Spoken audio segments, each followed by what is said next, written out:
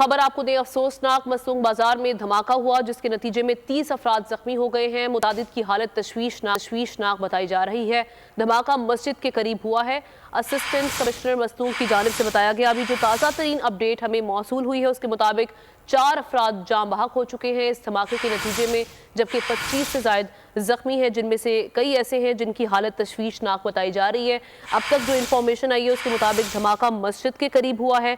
जलूस में शिरकत के लिए लोग जमा हो रहे थे और असिस्टेंट कमिश्नर मसरूम ने बताया कि धमाका बड़ी नौयत का लग रहा है, तो इससे खुदा न खास्ता ज्वेलरीज हैं उनमें बढ़ने का इम्कान भी बताया जा रहा है। मस्तूंग बाजार में ये धमाका हुआ है और मस्जिद के करीब धमाका हुआ, जिसके नतीजे में अब तक 4 अफराद बताए जा रहे हैं जो कि जान की बाजी हार चुके हैं और 30 अफराद ऐसे हैं जो ज़ख्मी हैं, जिन्हें हस्पताल मुंतकिल करने का सिलसिला इस वक्त जारी है।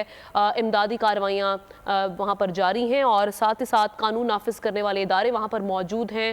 तहकीकात की जा रही हैं। धमाका मस्जिद के करीब हुआ है। जलूस में शिरकत के लिए लोग जमा हो रहे थे और इस दौरान धमाका हुआ, जिसके नतीजे में 4 अफराद अब तक जाम बहक हो चुके हैं, जबकि 30 अफराद जख्मी हैं जिन्हें हस्पताल मुंतकिल करने का सिलसिला भी जारी है। ये बताया जा रहा है कि कई ऐसे अफराद हैं जिनकी हालत तशवीशनाक है।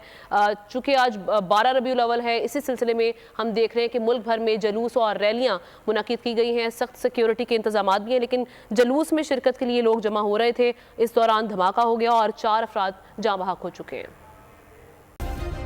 सब्सक्राइब करें और बेल दबाएं ताकि कोई खबर रह न जाए।